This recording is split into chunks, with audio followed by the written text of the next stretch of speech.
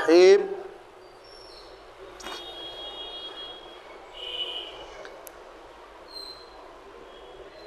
سمعت النبی صلی اللہ علیہ وسلم یقول ان کذبا علی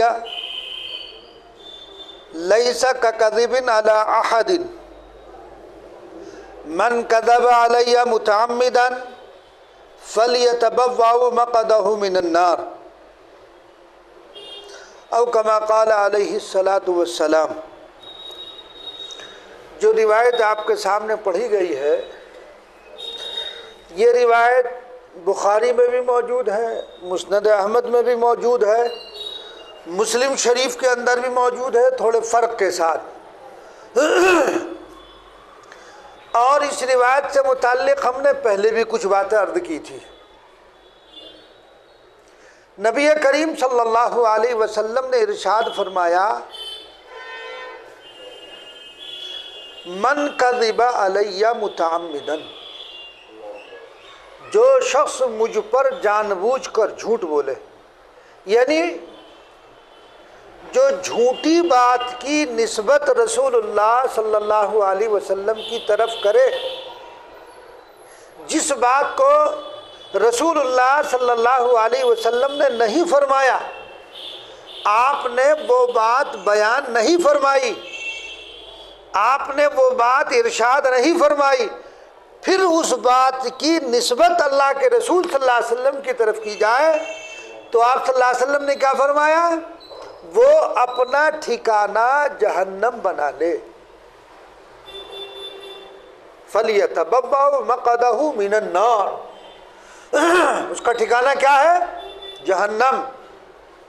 تو اس لیے ہمیں اس سلسلے میں بہت محتاط رہنا چاہیے کہ نبی کریم صلی اللہ علیہ وسلم کی طرف جس بات کو منسوب کر کے بیان کیا جا رہا ہے، تو اس کی پہلے اچھی طرح تحقیق کر لو کہ یہ بات رسول اللہ صلی اللہ علیہ وسلم کی ہے بھی یا نہیں۔ چونکہ آج کل ہر آدمی بڑی آسانی سے کہہ دیتا ہے کہ حضور نے یہ فرمایا، آپ صلی اللہ علیہ وسلم کا یہ قول ہے، آپ کا یہ فرمان ہے، تو آپ کو تحقیق بھی ہے کہ یہ قول رسول ہے، یہ فرمان رسول صلی اللہ علیہ وسلم ہے کہ نہیں ہے۔ کبھی بس بڑوں سے سنتے چلے آ رہے، تو بڑے ہے کون، یہ تو پتہ چلے۔ اس لیے حدیث کے سلسلے میں بڑا محتاط رہنا چاہیے۔ صحابہ کرام رضی اللہ تعالیٰ اجمعین نے جب یہ روایت سنی تو بہت محتاط ہو گئے تھے، روایت نہیں بیان کرتے تھے کہ کہیں ایسا نہ ہو نبی کریم صلی اللہ علیہ وسلم کی طرف جھوٹی نسبت ہو جائے، رسول اللہ صلی اللہ علیہ وسلم کی طرف جھوٹی نسبت ہو جائے۔ صحابہ محتاط ہو گئے تھے۔ صحابہ جنہوں نے نبی کریم صلی اللہ علیہ وسلم کو بذات خود دیکھا، آپ کی صحبت اٹھائی، آپ کی مجلسوں میں شریک ہوئے، وہ محتاط ہو گئے، اور ہم منبر پر بیٹھ کر قال اللہ وقال الرسول بے دھڑک بیان کریں، یہ پتہ ہی نہ ہو کہ یہ رسول اللہ صلی اللہ علیہ وسلم کا فرمان ہے کہ نہیں ہے۔ تو اس لیے اللہ کے رسول صلی اللہ علیہ وسلم نے کیا بیان فرمایا کہ میری طرف اگر کوئی نسبت کر کے کوئی چیز کو بیان کر رہا ہے تو وہ کیا ہے؟ وہ سن لے کہ وہ اپنا ٹھکانہ جہنم بنا لے۔ اس لیے دوستو بڑی اہم بات ہے، بڑی اہم بات ہے۔ ہم بے سر و پیر کا روایت نقل کر دیتے ہیں، اس کی کوئی اصل نہیں، کچھ نہیں، اور حضور کی طرف اس چیز کو کی نسبت کر دی، تو ایسا نہیں ہونا چاہیے۔ اسی طرح ہمارے یہاں کچھ واقعات میں بھی اس طرح کی چیزیں چل پڑتی ہیں جن کو نبی کریم صلی اللہ علیہ وسلم کی طرف منسوب کر دیا جاتا ہے۔ میں نے پہلے بھی بتایا بہت سارے اس قسم کے واقعات ہیں، بہت ساری اس طرح کی روایات ہیں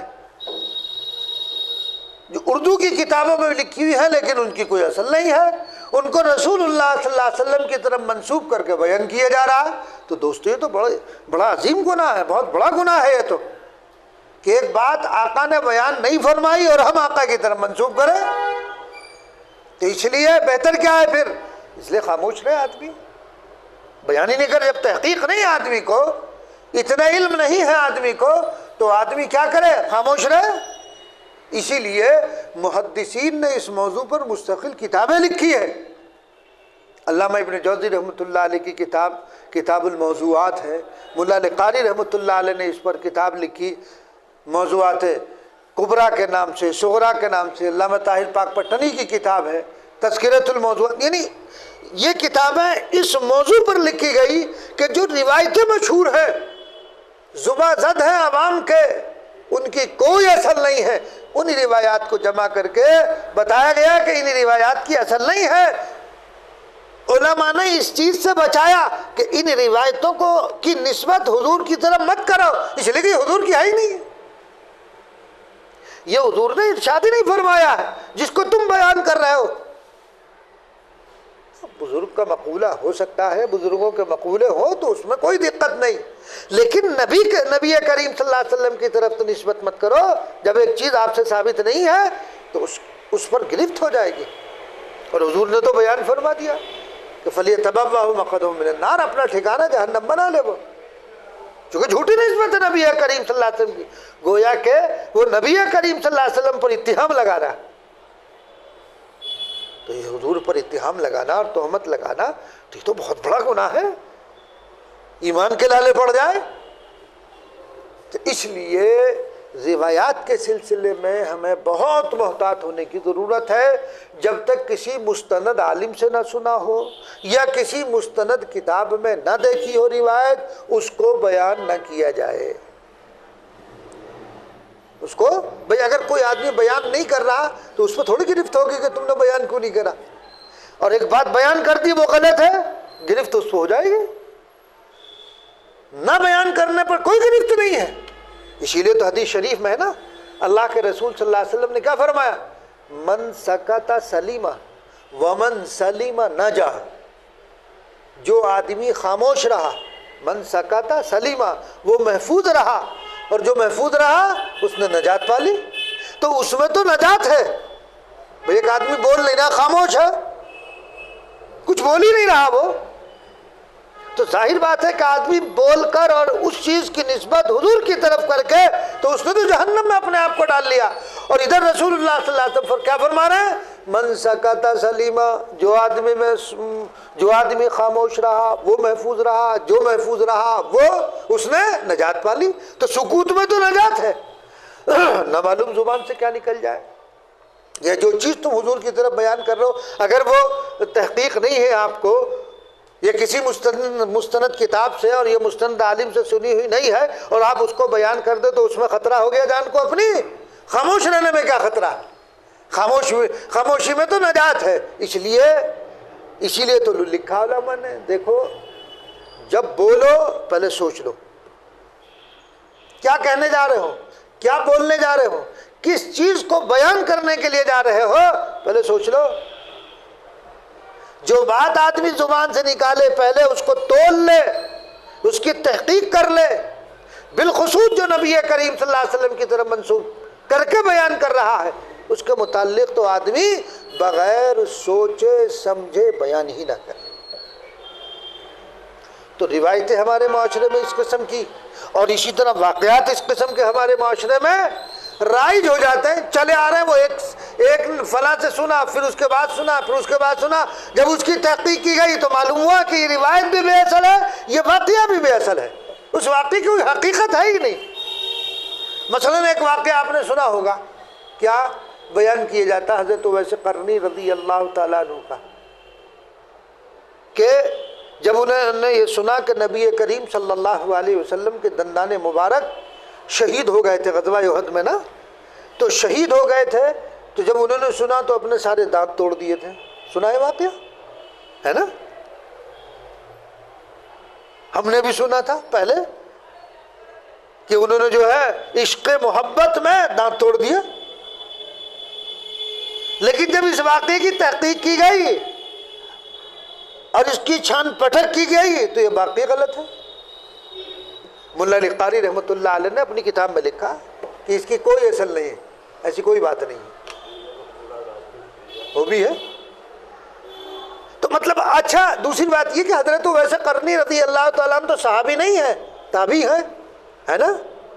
تو وہ صحابہ جو اس غزوہ جنگ میں شریک ہے، اور جن صحابہ نے دیکھا نبی کریم صلی اللہ علیہ وسلم کے دندان مبارک شہید ہوئے، جی خون آپ کے منہ سے نکل رہا ہے، تو صحابہ نے انہیں توڑ دینا چاہیے تھا نا.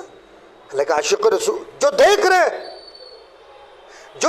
رہے ہیں، جنہوں نے نبی کریم صلی اللہ علیہ وسلم کو اس حال میں دیکھا، تو صحابہ سے زیادہ تو عاشق رسول کوئی نہیں تھا.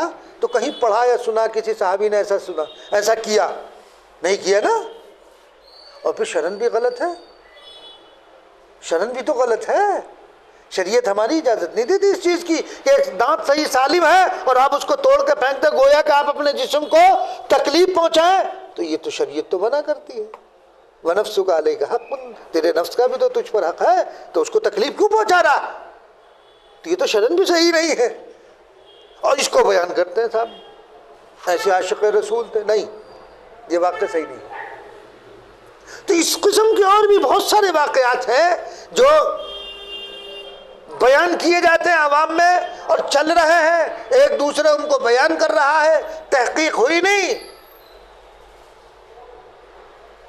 اور اسی طرح جو پیشہ ور واعظین ہیں، جن کا پیشہ واعظ ہی ہے، بیان کرنا جن کا پیشہ ہے، وہ اس قسم کا واقعات بیان کرتے ہیں زیادہ تر، تاکہ مضمون میں دلچسپی پیدا ہو، ہے نا.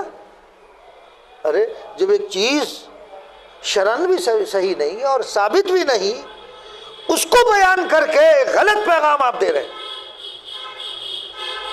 ایک غلط بات بیان کر رہے ہیں آپ. تو اسی لیے دوستو ہمیں اس سلسلے میں بڑے محتاط ہونے کی ضرورت ہے. آپ نے سنا ہوگا، میں نے بیان بھی کیا تھا پچھلے دنوں میں، پچھلے سال، کہ وہ صاحب آسٹریلیا میں ایک جانور پایا جاتا ہے، اس کے منہ سے آگ نکلتی ہے، اور پھر اس میں اللہ کے رسول صلی اللہ علیہ وسلم کی ایک حدیث سنا تھا، وہ بہت چلا تھا. تو اس پر ہم نے پوری تحقیق کر کے پھر اس کو بیان بھی کیا تھا، ریلیز کرایا تھا. تو اس طرح کی بے اصل چیزیں وہ چل پڑتی ہیں. اب دور وہ ہے کہ اگر کسی چیز کی تحقیق کرنی ہو تو اب ایسے ذرائع آ گئے ہیں کہ آپ تحقیق کر سکتے ہیں، ہر چیز کی تحقیق کی جا سکتی ہے. پہلے تو یہ تھا کہ چونکہ یہ ذرائع موجود نہیں تھے، وہ آج کل الیکٹرانک دور سے ہم گزر رہے ہیں، نیٹ کا دور ہے. ساری چیزیں جو آدمی گھر بیٹھے بیٹھے بہت ساری چیزیں دیکھ سکتا. پہلے کہاں تھا؟ پہلے تو کتابیں بھی نہیں تھی اتنی، نہ سب یہ سہولیات تھی جو آج کل ہیں.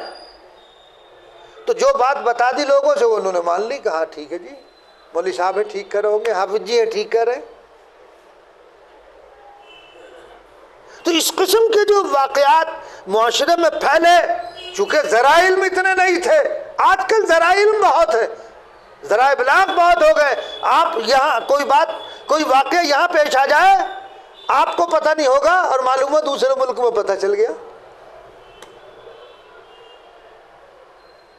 ایسا ہوتا ہے کہ یہاں کی خبر دوسری جگہ پہنچ گئی، یہاں رہنے والوں کو پتہ نہیں.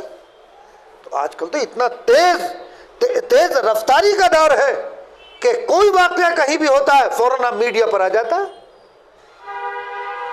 تو اس دور میں، اس میڈیا کے دور میں، اس الیکٹرانک دور کے اندر کوئی بات چھپی ہوئی نہیں ہے.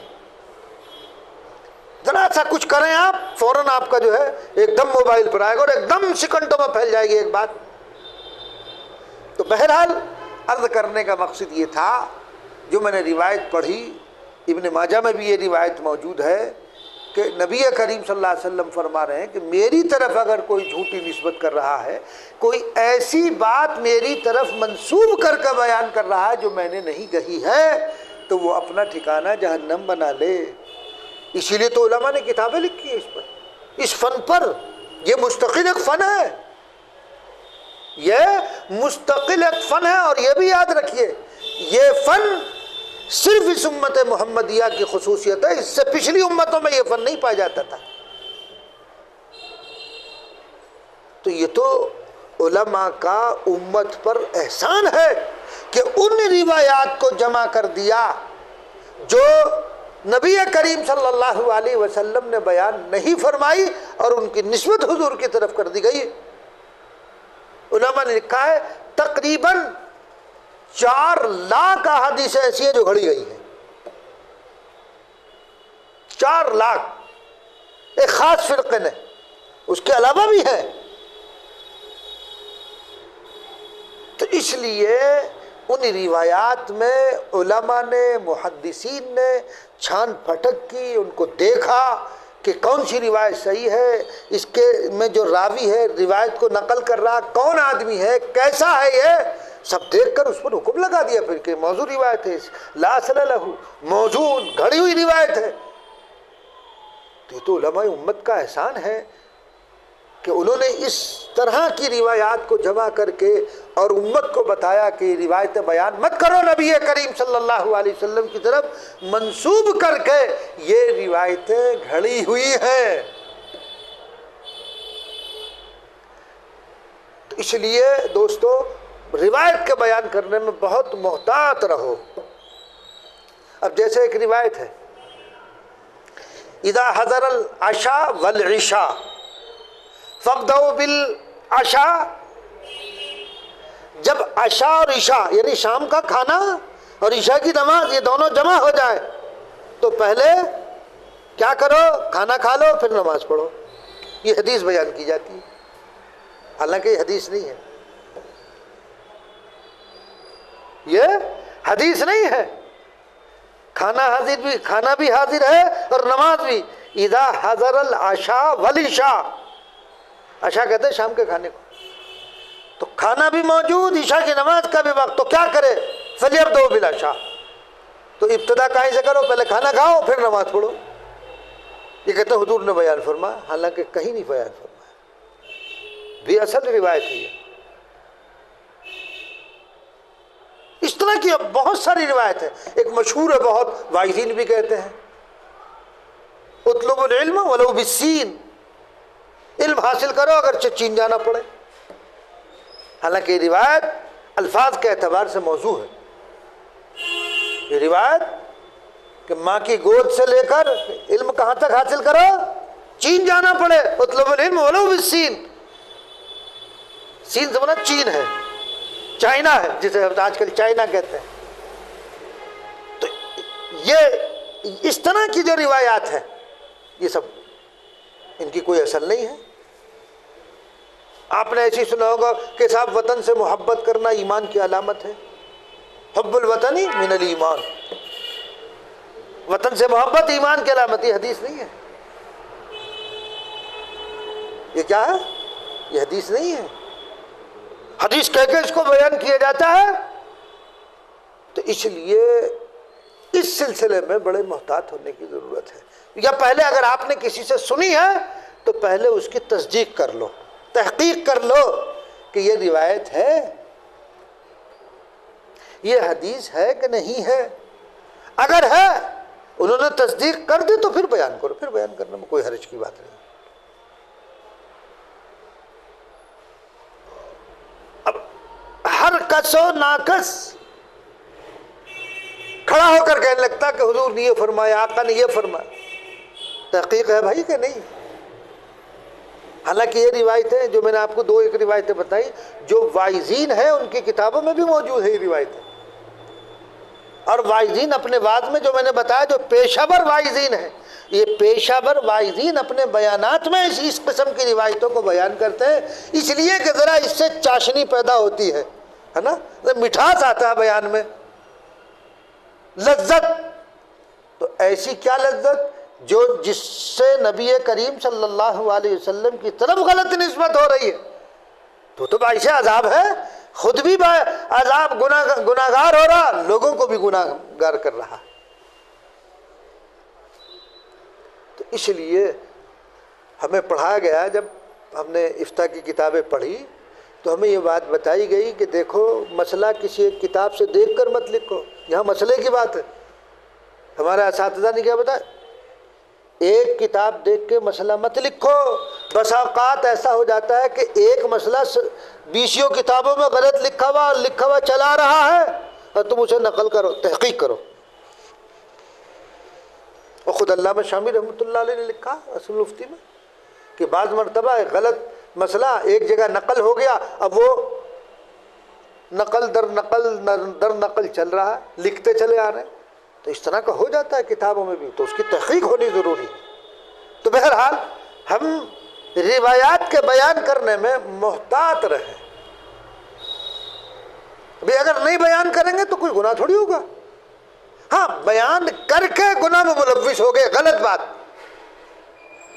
بات بیان کر کے گناہ میں ملوث ہو گئے، اور آپ اگر خاموش رہے، آپ نے بیان نہیں کیا، خاموش رہے، تو کوئی گناہ نہیں، بلکہ کیا ہے، باعث فضیلت ہے، باعث نجات ہے. تو اسی لیے تو کہا جاتا ہے نا، علماء کہتے ہیں بقدر ضرورت بولو، چونکہ جو آدمی زیادہ بولتا ہے زیادہ غلطی کرتا ہے. جو آدمی زیادہ بولتا ہے، بعض لوگوں کو دیکھا ہوگا نا، اپنے زبان ان کی جو ہے قینچی کی طرح چلتی رہتی ہے، تو کیا ہوتا ہے، لغزشیں واقع ہوتی ہیں ان سے. تو آدمی کم بولے گا، غلطی اس سے سرزد نہیں ہوگی تو کم ہوگی، اس لیے کہ کم بول رہا. تو یا تو جب تک کسی بات کی تحقیق نہیں ہے تو خاموش رہو. یعنی ہم نے تو خود اپنے اساتذہ کو دیکھا، اپنے کابر کو دیکھا، کوئی بات معلوم نہیں ہے نا، کہتے کہ اوپر دارالفتہ میں جاؤ بھائی، یہ بات دارالفتہ سے پوچھو. حالانکہ خود عالم، بڑے عالم، لیکن کیا تھا، بتاتے نہیں تھے. کیوں؟ وجہ کیا تھی؟ لوگوں کو یہ محسوس ہوتا تھا کہ اتنے بڑے مولانا ہو کے یہ بتا نہیں رہے ہمیں. ارے تم ہی تو سمجھ رہے ہو کہ بڑے مولانا اپنا بچاؤ کر رہے ہیں، کہیں ایسا نہ ہو کہ میں غلط بتا دوں اور گرفت میری ہو جائے.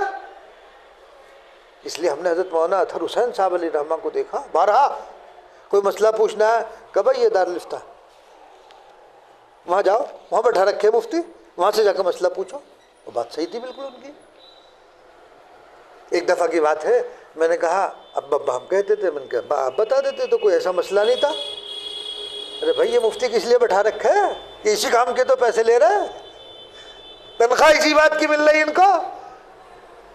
تو مطلب یہ کہ محتاط رہتے تھے.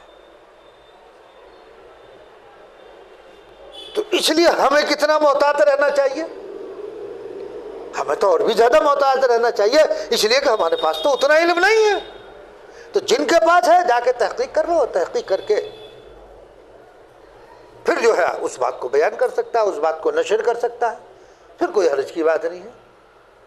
اب جیسے یوم عاشورہ کے دن، یوم عاشورہ میں سرما لگانے کے متعلق روایت ہے، بڑی فضیلت اس کی بیان کرتے ہیں، حالانکہ اس کی کوئی اصل ہی نہیں. تو اس طرح کی روایات معاشرے میں بے شمار پھیلی ہوئی ہے. اس لیے کبھی کوئی روایت بغیر تحقیق کے بیان مت کرو.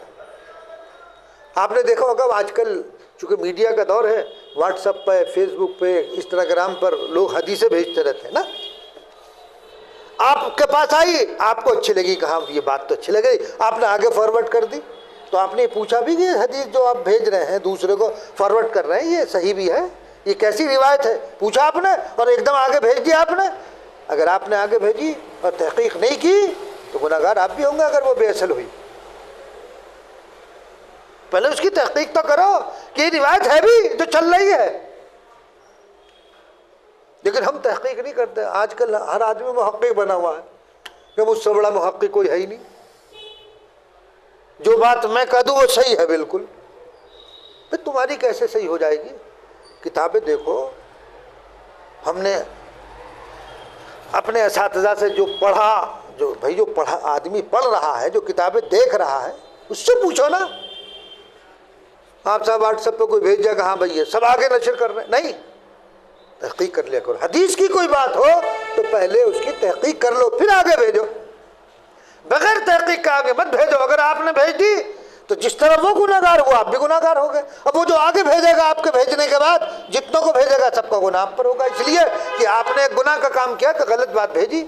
اب ظاہر بات ہے اس غلط بات کو جس نے پکڑ لیا وہ بھی اس نے اگر اس پر عمل کر لیا اس کے مطابق اور اس کو صحیح مان لیا تو وہ تو گناہ گار ہے ہی، بیچنے والا بھی گناہ گار ہو جائے گا۔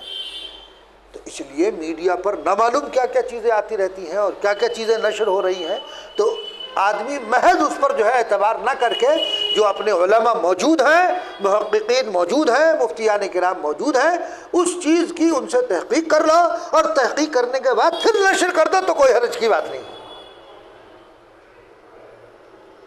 اس لیے کہ بغیر تحقیق کے کوئی بات نشر کریں گے تو ظاہر بات ہے کہ غلط ہونے کی صورت میں گناہ گار آپ ہو جائیں گے۔ تو نبی کریم صلی اللہ علیہ وسلم کا یہ فرمان اچھی طرح اپنے دل و دماغ میں اتار لو۔ حضور پاک علیہ الصلوۃ والسلام فرما رہے ہیں کہ جو شخص میری طرف جھوٹی بات کی نسبت کرے، من کذب علیہ متعمدا، جو مجھ پر جان بوجھ کر جھوٹ بول رہا، جو جان بوجھ کر میری طرف جو ہے جھوٹ بات کی نسبت کر رہا ہے، تو اپنا ٹھکانہ جہنم بچا، اپنا ٹھکانہ جہنم بنا لے، وہ یعنی اس کو جہنم میں داخل کر دیا جائے گا وہ جھوٹ کی وجہ سے جو حضور پاک علیہ الصلوۃ والسلام کی طرف منسوب کر رہا ہے۔ اللہ تبارک و تعالیٰ ان باتوں پر اور اس حدیث پر ہم سب کو عمل کرنے کی توفیق عنایت فرمائے۔ اللہم صلی علی سیدنا و نبینا و مولانا محمد عبدہ و رسولہ ربنا ظلمنا انفسنا وان لم تغفر لنا وترحمنا لنکونن من الخاسرین۔ اے اللہ ہمارے گناہوں کو معاف فرما، خطاؤں کو درگزر فرما۔ اے اللہ ہمیں غلط بات اور جھوٹ بات بیان کرنے سے، کہنے سے، سنانے سے، سننے سے حفاظت فرما۔ اے اللہ الہ العالمین ہمیں غلط بات سے ہماری حفاظت فرما۔ اے اللہ پورے عالم کے مسلمانوں کی حفاظت فرما۔ اے اللہ اس وقت اسلام اور مسلمانوں کے خلاف پورا کفر جمع ہے، رب کریم وہ یہ چاہتے ہیں کہ اسلام اور مسلمانوں کو مٹا دے، رب کریم تو حفاظت فرما، ہمیں سنت و شریعت پر جما دے، ہمیں اسلام پر جما دے، ہماری نسلوں کو جما دے۔ اے اللہ ہم سب پر اپنا خصوصی رحم فرما، ہر قسم کی عافیتوں سے مالا مال فرما۔ جو بھی گناہ ہم سے ہوا ہے اللہ اس کو معاف فرما دے۔ اے اللہ معاف فرما دیجئے، اپنی رضا عطا فرما، اپنی محبت عطا فرما۔ ان دعاؤں کو نبی کریم صلی اللہ علیہ وسلم کے صدقہ دفعل میں قبول فرما۔